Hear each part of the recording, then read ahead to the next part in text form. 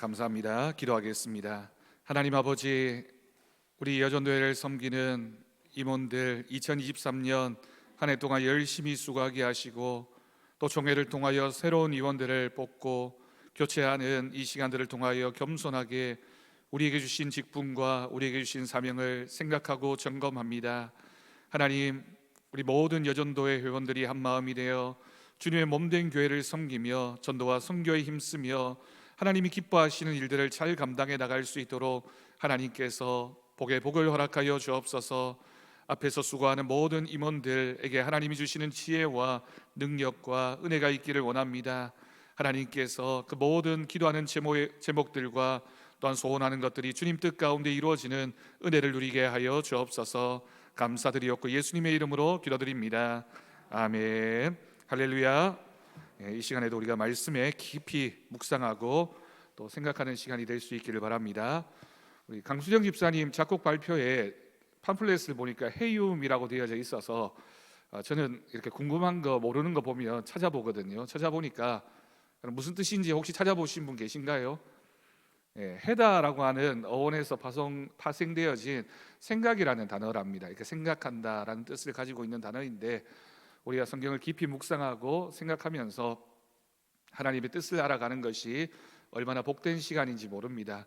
찬양 예배 시간에 집에 가지 않고 여기에 남아있는 여러분들이 참 복된 사람들이고 이 시간 하나님 말씀 들을 때 하나님이 더 큰 은혜와 복을 허락해 주실 줄로 믿습니다. 여러분, 인생이 가장 겸손해질 때가 언제일까요? 1번, 객관식 4번까지 있습니다. 1번, 나보다 잘생긴 사람을 만났을 때. 2번, 사업에 실패했을 때. 3번, 시험에 불합격했을 때. 4번, 건강을 잃었을 때. 정답은 제가 누누이 말씀드렸는데 제가 질문을 하면 꼭 마지막이 정답이라고 다시 하겠습니다. 인간이 가장 언제 겸손해질까요? 1번, 나보다 잘생긴 사람을 만났을 때. 2번이 뭐였죠? 사업에 실패했을 때. 3번, 시험에 떨어졌을 때. 4번, 건강을 잃었을 때. 3번인가요? 제 생각에는 건강을 잃었을 때, 질병에 걸렸을 때 제일 인간이 겸손해지는 것 같습니다. 왜냐하면 다른 것은 우리가 노력하고 또 아니면 핑계도 있잖아요. 이런 이유 때문에 내가 이번에는 좀 기회를 잃었다, 실수했다, 실패했다라고 할 수 있지만 건강을 잃게 되면 사실은 뭐 전부를 잃은 것과 마찬가지라서 하나님의 뜻을 구할 수밖에 없고 하나님의 도움 앞에 겸손하게 나아갈 수밖에 없는 것 같습니다. 여러분, 그 환절기에 건강관리 잘 하시고 하나님이 주신 건강한 이 시간, 또 건강한 이 때를 하나님이 기뻐하시는 일에 사용하는 것 하나님이 좋아하실 줄로 믿습니다. 하나님이 우리에게 시간과 건강을 주셨을 때 하나님의 일을 잘 감당해 나가는 우리 모두가 되었으면 좋겠습니다. 오늘 말씀의 제목이 맡은 일에 성실하라. 성실이라고 하는 성품의 마지막 시간이 되겠습니다. 태도 성품의 6번째이고요. 우리 말씀을 같이 읽었습니다. 자, 스텝 1 말씀의 살핌 1번 질문입니다. 주인은 어떤 원칙에 따라 3명의 종들에게 한 달란트는 노동자 20년 월급에 해당함, 이 달란트를 주었습니까? 나누어 주었습니까? 라고 하는 질문입니다. 14절과 15절을 보면요, 답이 간단하게 이렇게 되어 있네요. 각각 그 재능대로라고 되어져 있습니다.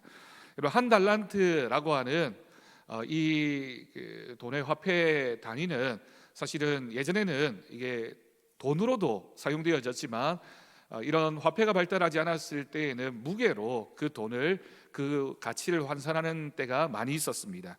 한 달란트라고 하면 지금으로 따지면 한 34kg 정도 된다고 합니다. 쌀, 요즘에 우리가 일반적으로 사용하는 쌀이 한 20kg 정도 되니까 그거 한 2개보다는 조금 부족한 무게가 되겠네요. 그러니까 이 한 달란트라고 하는 돈의 가치가 오늘날의 가치로 얼마만큼 되느냐, 2가지로 생각해 볼 수 있습니다. 그러니까 한 데나리온이 노동자 하루 품삯이거든요. 한 데나리온에 이제 이렇게 가치를 평가하면 20년 정도 일했을 때 얻게 되는 돈이 한 달란트가 됩니다. 오늘날 우리나라는 요즘 뭐 이렇게 소득 수준이 굉장히 높아져서 여러 가지로 표현할 수 있겠지만 대략 한 중위소득 본다면 연봉으로 따져서 한 4천만 원 곱하기 20년이면 8억 정도 되는 금액이 되네요. 8억 정도 된다고 할 수 있고, 금은 사실은 이게 시세가 왔다 갔다 하잖아요. 금으로 제가 또 계산을 해봤습니다. 해보니까 한 달란트가 금 34kg이 되는데 요즘 금 시세가 되게 많이 올랐답니다. 올라서 이 금액이 얼마만큼 되느냐라고 보니까 30억 정도 되는 금액입니다. 30억. 30억이 큰 돈인가요? 작은 돈인가요? 별로 안 큰 돈인데요. 내가 가질 수 있는 돈이면 좀 크게 보일 텐데, 제 평생에 30억을 한번 만져볼 수 있을까요? 제가 만져봤던 돈 중에 제일 큰 돈이 5천만 원이었습니다. 제 평생에 5천만 원 탁 이렇게 한번, 이제 아버지가 어떤 일 때문에 저한테 이렇게 은행에 가다가 좀 맡겨놓고 와라라고 부탁을 하셨는데, 그걸 들고 가는 한 10분 동안 얼마나 긴장을 했는지 모릅니다. 혹시라도 하는 생각에 5천만 원 갖고도 이게 벌벌벌 떨리는데, 30억, 저는 뭐 평생 가도 30억은 어려울 것 같은데요. 한 사람에게는 이 한 달란트, 5달란트면 이 30억의 5배가 되는 거니까 5, 35, 150억이 되네요.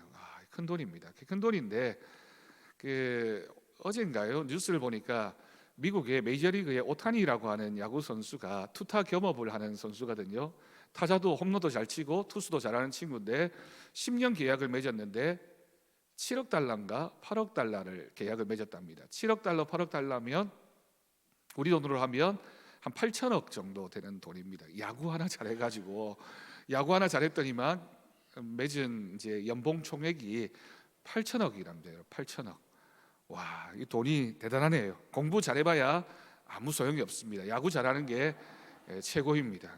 축구를 잘하든지 야구를 잘하든지 그걸 잘해야지, 공부해가지고 성공해봐야 얼마나 벌 수 있을까, 그런 생각도 하게 됩니다. 여하튼 오늘 말씀의 내용은 그게 아니고요. 달란트를 맡겨주셨습니다. 5달란트, 2달란트, 1달란트 각각 재능대로라고 표현되어 있습니다. 이 재능이라고 하는 것이 여러분, 우리가 알 수 있고 우리가 평가할 수 있는 걸까요? 우리가 뭔가를 비교할 때 이 사람이 나보다 좋은 재능을 가졌어, 뛰어난 재능을 가졌어 라고 얘기하지만, 사실은 재능의 이런 가치, 재능의 높낮이를 비교한다는 것이 굉장히 어렵습니다. 어떤 목사님이 그런 얘기를 했더라고요. 피아노에 도부터 이렇게 음계가 도레미파솔라시도 이렇게 있잖아요. 사람이 가진 재능은 각각의 그 음과 같다라고 이렇게 표현하는 얘기를 듣고 되게 깊은 공감이 됐습니다. 피아노가 만들어지려면 그 음들이 다 있어야지만 우리가 좋은 음악을 만들어낼 수 있는 것처럼, 인간에게 도라는 재능이 있고 미라는 재능이 있고 라라는 재능이 있다고 해서 라가 미나 도보다 더 나은 재능이라고 말할 수가 없다라고 하는 겁니다. 하나님이 우리 각자에게 주신 재능이 있죠. 그렇다면 이 각자의 재능대로라고 하는 표현은 어떤 표현으로 또 표현할 수 있을까요? 어떤 가치가 다른 재능을 주셨다는 의미도 되겠지만, 각각의 맞게라고 하는 표현으로도 해석할 수가 있습니다. 하나님이 우리에게 각자에게 맡겨진, 정말 각자에게 꼭 필요한 그 재능을 주셨죠. 어떤 기준으로 주셨을까요? 말 그대로 하나님 마음대로입니다. 우리 예전에 엿장수 마음대로라고 얘기했던 것처럼, 요즘은 고물 모아서 엿 바꿔 먹는 일이 없는 것 같은데, 예전에는 그런 일이 종종 있었잖아요. 엿 가치를, 물건 갖다 주면 그 가치를 따라서 그 엿장수가 얼마만큼의 엿을 줄런지는 정말 엿장수 마음대로였으니까 그런 말이 생겨났겠죠. 하나님이 우리에게 재능을 주실 때는 각각 그 재능대로입니다. 하나님에게 왜 나에게 이런 재능을 주셨습니까? 하나님 왜 저에게는 5달란트, 저 사람은 2달란트, 저 사람은 1달란트를 주셨습니까? 라고 말할 수가 있다 없다? 없다라고 하는 겁니다. 그러면 우리는 어떻게 해야 될까요? 그 달란트, 받은 달란트를 감사하고 최선을 다해서 그 달란트를 잘 사용해야 됩니다. 그 사용한다라고 하는 것이 바로 성실이라고 하는 성품이 됩니다. 자, 2번 질문입니다. 5달란트를 남긴 종과 2달란트를 남긴 종은 모두 열심히 노력하여 갑절로 이윤을 남겼습니다. 그래서 주인이 칭찬한 말, 그리고 이 종들이 주인에게 가서 했던 말이 사실은 두라고 하는 표현만 다를 뿐이지 문장이 정확하게 일치하고 있습니다. 그러니까 5달란트를 남겼느냐 2달란트를 남겼느냐가 중요한 것이 아니라 이 사람들이 자기가 받은 그 달란트를 가지고 그만큼의 가치를 남겼다라고 하는 것이 중요하다라는 것을 생각할 수 있습니다. 그런데 이제 마지막 한 사람, 1달란트 받은 사람은 달랐던 거죠. 1달란트 받은 종은 땅의 주인의 돈을 감추었습니다. 왜 그랬다고 생각합니까? 16절에서 25절까지의 말씀을 보면 이 1달란트 받은 사람의 문제는 뭐냐면 하나님의 마음을, 우리가 오전 그 예배 설교 시간에도 함께 들었던 것처럼 하나님의 마음을 몰랐습니다. 하나님께서 왜 나에게 이 1달란트를 맡겨주셨는지를 몰랐던 겁니다. 하나님의 마음, 주인의 마음을 몰랐기 때문에, 또 주인의 마음을 오해했기 때문에, 그래서 어떻게 했습니까? 모험을 해서 손해를 보는 것보다는 본전을 선택했던 것이죠. 모험, 신앙은 사실은 모험이라고 할 수 있습니다. 하나님이 우리에게 맡겨주신 달란트, 재능 또는 직분, 사명, 뭐라고 표현하든지 간에 그 모든 것들은 하나님이 우리에게 주셨으면 우리는 그것을 감추어 두고 나만 가지고 있는 것이 아니라 나가서 사용해야 되는데, 그 사용한다라고 하는 것은 사실 모험이죠. 모험이라고 하는 것의 뜻은 뭐냐면 그 결과를 우리가 알 수 없다라고 하는 겁니다. 알 수 없다. 그러면 어떻게 해야 됩니까? 하나님 앞에 맡기고 우리는 그 결과에 연연하지 않고 최선을 다해 성실해야 됩니다.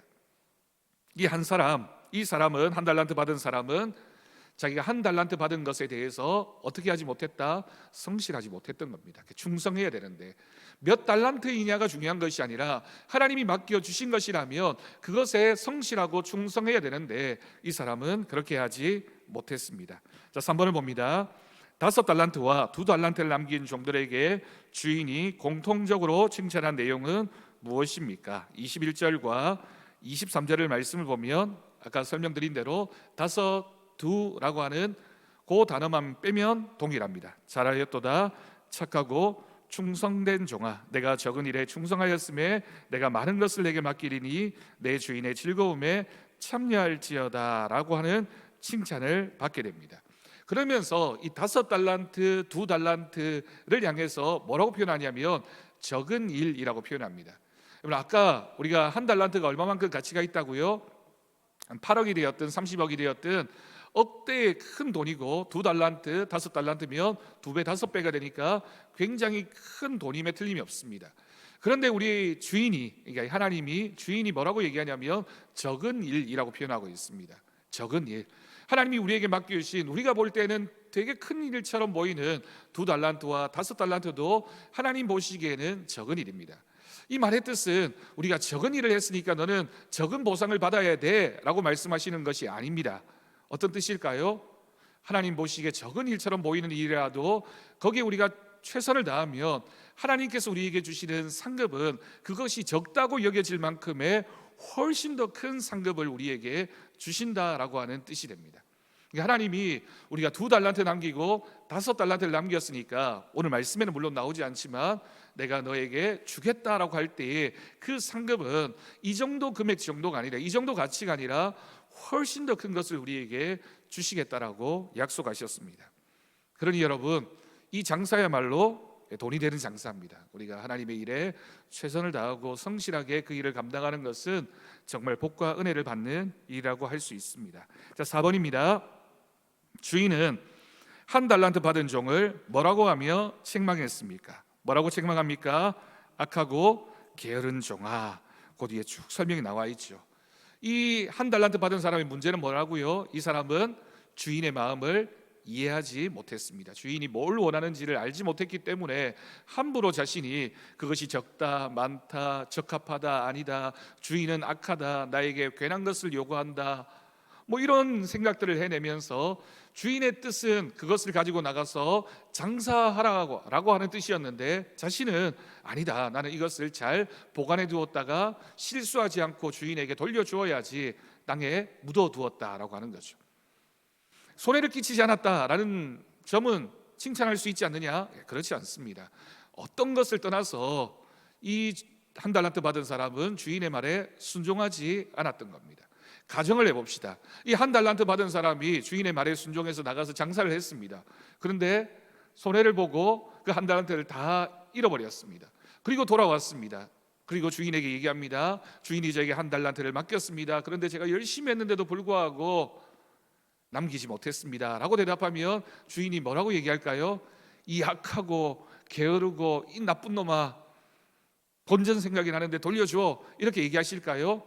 그렇지 않을 겁니다. 왜냐하면 우리 하나님은 우리 마음 중심을 아시는 분이시기 때문에 여기서 남겼다라고 하는 것은 단순히 숫자를 말하는 것이 아니라 우리가 하나님 앞에 어떤 성실과 충성의 모습으로 그 일을 감당했느냐를 하나님이 보신다라고 하는 뜻이 되겠습니다. 6번입니다. 주인이 종들에게 돈을 맡길 때 무엇을 원한 것이라고 생각합니까? 뭘 원했을까요? 주인은 자기가 맡긴 일에 충성을 다하는 종의 모습을 원했던 것입니다. 그러면 뭐가 있을까요? 열매가 있을 것입니다. 우리가 어떤 일을 하든지 결과를 예측하기보다는 맡은 일에 충성하는 것이 맡긴 자에게 주어진 하나님의 요구입니다. 우리가 연초에 어떤 일을, 직분을, 사명을 또는 하나님이 우리에게 교회를 통하여 우리에게 맡겨주신 일이 있을 때 교회 안의 직분만이 아닙니다. 여러분, 가정에서도 직장에서도 또 우리가 하는 모든 일들 가운데 하나님이 한 해 동안 우리에게 요구하시는 일이 있을 때 우리가 해야 할 일은 그 말씀에 순종해서 최선을 다하는 것이지, 내가 얼마만큼 성공할 것이냐, 얼마만큼 많이 남길 것이냐는 하나님이 하시는 일입니다. 우리는 씨를 뿌리는 사람이고 그 열매를 거두시는 이는 하나님이시니 우리가 하나님 앞에 맡기며 우리의 삶에 최선을 다하는 것이 우리가 감당해야 될 일입니다. 그것을 하나님이 기뻐하십니다. 그러니 여러분, 하나님이 또 교회를 통하여 여러분들에게 뭔가를 맡기시고 부탁하실 때 능력이 없어서 부족해서 못합니다 라고 하는 대답은 별로 좋지 않은 대답입니다. 우리가 어떤 일이든지 하나님 앞에서 아멘으로 응답하면서 주신 사명을 잘 감당해 갈 수 있기를 바랍니다. 저도 그렇게 하고 있고요, 여러분들도 그렇게 해야 됩니다. 교역자만, 목회자만 그런 삶을 사는 게 아니라 우리 모두는 각자의 자리에서 하나님이 맡겨주신 그것이 직장이든 사업이든 교회 일이든 그 일에 우리가 맡았다면 최선을 다하는 것, 충성하는 것, 하나님 앞에 받은 사명임을 믿습니다. 자, 스텝 2, 말씀의 깨달음 1번입니다. 게으름을 극복하지 않으면 결코 성실할 수 없습니다. 게으름을 극복하기 위한 좋은 방안을 말해보세요. 말씀을 통해 우리가 찾아보겠습니다. 잠언 21장 2절 말씀을 우리 다 같이 읽겠습니다.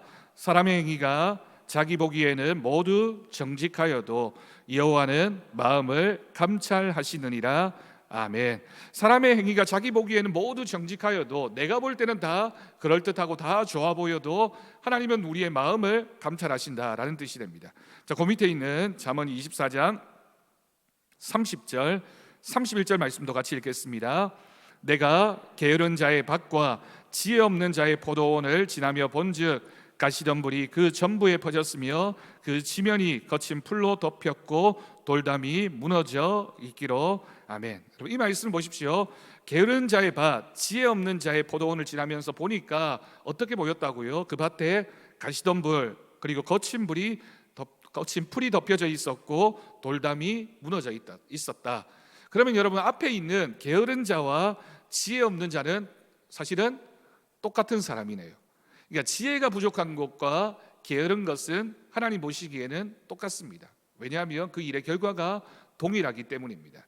구약 성경에서 지혜라고 하는 이 단어는 신약 성경에는 뭐라고 표현되어지냐면 믿음으로 번역되어집니다. 그러니까 하나님이 우리에게 지혜, 지식의 근본, 지혜라고 할 때는 그 지식은 하나님을 아는 것, 하나님을 믿는 거니까 지혜가 없는 그 밭, 지혜 없는 자의 밭 또는 게으른 자의 밭이라고 하는 건 동일한 거죠. 그러면 믿음이 없는 사람은 어떤 사람이라고요? 게으른 사람이란 뜻이 됩니다. 여러분 스스로를 평가할 때 게으른 분이십니까? 성실한 분이십니까? 물론 정도의 차이가 있을 수 있죠. 우리가 서로를 이렇게 비교해 보면 나는 좀 게으른 것 같아 이렇게 생각할 수 있겠지만, 여기서 말하는 게으름은 생활의 게으름뿐만이 아니라 우리가 하나님의 일을 감당할 때, 하나님이 주신 그 사명과 직분을 감당할 때 우리가 어떤 믿음의 자세를 가지고 그 일을 대하고 있느냐를 보여주는 겁니다. 자, 마지막 잠언 26장 16절을 보면 더 충격적인 말씀이 있습니다. 시작. 게으른 자는 사리에 맞게 대답하는 사람 일곱보다 자기를 지혜롭게 여기느니라. 아멘. 사리에 맞게 대답하는 사람을 위의 말씀에서 찾아본다면 어떤 사람일까요? 지혜로운 사람입니다. 게으른 자가 지혜로운 사람 일곱을 바라보면서 뭐라고 얘기한다고요? 자기를 그 사람들보다 내가 더 지혜롭다라고 얘기한다는 거예요. 이게 무슨 얘기입니까? 무슨 얘기일까요, 여러분? 여러 가지 핑계가 있다라는 뜻이 되고요, 또 교만하다는 뜻도 되고요, 또 게으른 사람은 여러 가지 이유들을 얘기하면서 내가 지혜 있는 저 사람들보다 내가 더 옳다라고 생각하는 마음, 그런 악한 마음이 있다라는 뜻이 됩니다. 게으른 사람에게는 스스로 자신을 대단하다라고 생각하는 교만한 마음이 있습니다. 여러분, 교만은 모든 죄의 출발입니다. 하나님 앞에서 하나님의 뜻을 무시하고 하나님이 우리에게 맡겨주신 그 일에 성실하지 못한 것이 게으름이고 교만이기 때문에 하나님 앞에서 그런 모습은 결국 하나님 앞에 심판을 받을 수밖에 없다라고 하는 거죠. 성실하게 일하면 그에 대한 대가가 따르고, 반대로 게으른 사람은 모든 것을 미리 판단하고 스스로 결정해버리기 때문에 어떤 상급도 받을 수가 없습니다. 한 달란트 받은 사람이 앞에 있는 2달란트, 5달란트 받은 사람보다 주인에게 더 많은 말을 합니다. 여러분 읽어보십시오. 더 많은 말을 해요. 근데 그 많은 말의 내용이 뭡니까? 핑계하는 거, 주인을 비방하는 거, 다른 사람들과 비교하면서 나는 안 된다라고 얘기하는 거, 이런 이야기들을 통해서 내가 그 사람들보다 더 지혜가 있는 것처럼 이야기하지만 그 사람의 불성실은 하나님 앞에 심판을 받을 수밖에 없다라고 하는 것을 우리가 꼭 기억해야 되겠습니다. 게으르지 않기 위해서 우리가 제일 먼저 가져야 할 것이 무엇이냐면 자기 자신을 낮추는 겸손입니다. 그러니까 내가 게으르지 않으려면 겸손해져야 돼요. 내가 다른 사람보다 더 열심히 해야 되고, 내가 부족하니까 내가 더 성실해야 되고, 내가 연약하니까 더 최선을 다해야지만 하나님이 기뻐하시는 일을 잘 감당할 수 있어 라고 생각하고, 그렇게 살아야지만 성실한 믿음의 사람으로 살아갈 수 있다라고 하는 겁니다. 게으른 천재가 되어서는 안 됩니다. 조금 부족하더라도 성실하게 하나님의 일을 잘 감당해 나가는 우리가 될 수 있기를 바랍니다. 또 한 가지 이유가 있어요. 우리가 하나님 앞에서 내가 가진 재능, 내가 가진 지혜를 저 사람과 비교해서 조금 낫다라고 생각하는 게 교만이잖아요. 그런데 하나님 보시기에는 어떨까요? 우리가 저 사람보다 조금 나으면 하나님 보시기에도 오, 너 참 대단해, 이런 칭찬을 받을 만한 그런 대단함일까요? 내가 저 사람이 못하는 일을 해내니까 나는 참 대단한 사람이야 라고 생각하는 건 우리끼리의 생각일 뿐이지 하나님 보시기에는 정말 아무것도 아닙니다. 반대도 마찬가지입니다. 내가 저 사람보다 조금 부족한 것도, 저 사람보다 일을 조금 덜 하는 것도 하나님 보시기에는 차이가 없습니다. 그렇지만 정말 우리가 동일한 마음을 가져야 하는 것은 하나님이 맡겨주신 일에 최선을 다하는 것은 5달란트를 받았든 2달란트를 받았든 1달란트를 받았든 맡겨주신 일을 우리가 충성으로 감당해 나가는 것, 그것이 바로 하나님의 뜻인 줄로 믿습니다. 자, 2번입니다. 무조건 열심히 살면 그것이 곧 성실입니까? 예전에는 그렇게 생각했죠. 무조건 열심히만 하면 돼. 제가 아는 그 집사님 한 분이 그런 얘기를 하더라고요. 자기는 자식한테 가르칠 때 공부를 이렇게 시험을 쳐서 오면 이제 성적이 조금 기대했던 것보다 못 나오면 열심히 하라고 이렇게 얘기하는데, 그럼 그 아들이 꼭 그렇게 얘기하는데, 아빠 열심히 해도 안 돼. 그러면 이 집사님이 그 아들한테 그럼 더 열심히 해. 아빠 더 열심히 해봐도 안 되는데 그럼 더 열심히 해. 아빠 더 열심히 해봐도 안 되는데 그러면 더 열심히 해. 계속 열심히만 하면 된다고 그렇게 가르친답니다. 물론 그럴 수 있겠죠. 세상 일은 어떤 부분에서는 우리가 더 열심히 한 만큼 그 일을 이룰 수 있습니다. 그런데 여러분, 그 열심히 하는 것보다 더 중요한 게 있다는 거죠. 그 뒤를 보겠습니다. 성실하기 위해서는 열심에 무엇이 더해져야 할까요? 잘못된 열심은 게으른 것 이상으로 나쁠 수 있습니다. 어떤 점에서 그럴까요? 자, 로마서 10장 2절 말씀 다 같이 읽겠습니다. 내가 증언하노니 그들이 하나님께 열심히 있으나 올바른 지식을 따른 것이 아니니라. 이게 무슨 말일까요? 하나님에 대한 열심이 있는 것 같지만 하나님이 주신 지혜와 지식을 따르지 않고 자신만의 열심으로 하나님의 일을 열심으로 감당하고 있다라고 착각한다는 겁니다. 자, 잠언 20장 10절 말씀도 같이 읽겠습니다.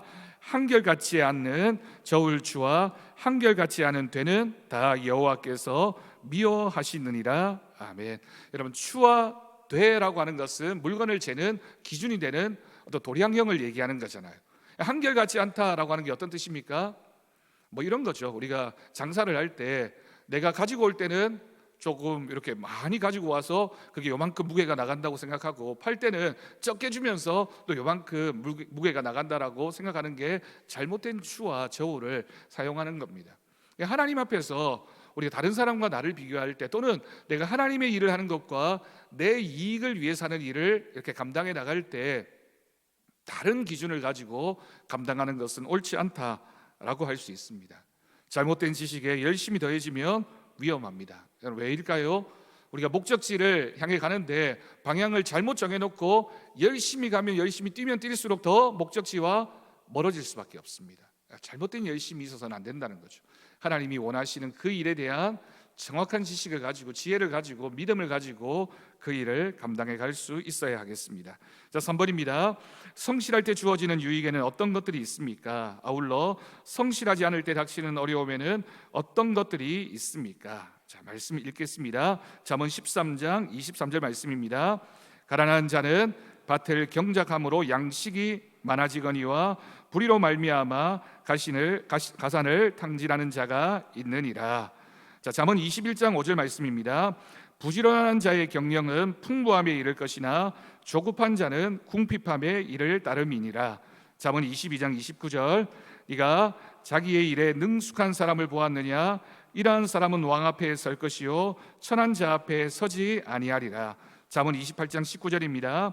자기의 토지를 경작하는 자는 먹을 것이 많으려니와 방탕을 따르는 자는 궁핍함이 많으리라. 아멘. 이 말씀들은 다 공통적인 내용을 담고 있어요. 성실하지 않으면 가난이 찾아오고, 열심히 일하지 않으면 누구든지 가난해질 수밖에 없습니다. 자신의 토지를 경작하면서 최선을 다하면 풍요로워지지만 방탕하고 게으르면 궁핍함이 따르게 됩니다. 여기서 땅, 토지라고 하는 것은 아까 얘기했던 달란트와 동일합니다. 하나님이 우리에게 맡겨주신 너의 지경, 너의 땅에서 최선을 다해서 그것이 하나님이 주신 것인 줄 믿고 그 일에 최선을 다해 경작하면 하나님께서 많은 열매를 주신다라고 하는 뜻이 됩니다. 하나님은 언제 어디서나 최선을 다하는 성실한 사람을 찾으십니다.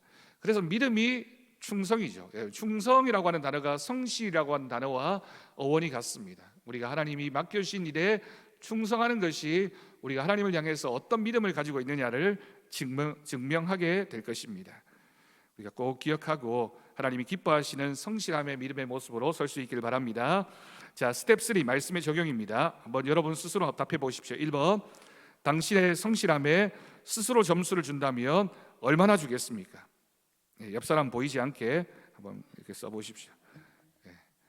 10점 만점을 하셔도 되고 100점 만점을 하셔도 됩니다. 저도 안 보겠습니다. 그러니까 여러분들 스스로 한번, 나는 얼마나 성실한 사람인가. 2번, 오늘 하루 생활 속에서 당신이 해야 할 일은 무엇이며 그것을 이루기 위해 어떤 성실함으로 살아야 합니까? 여러분, 사람에게는 각각 주어진 일이 있습니다.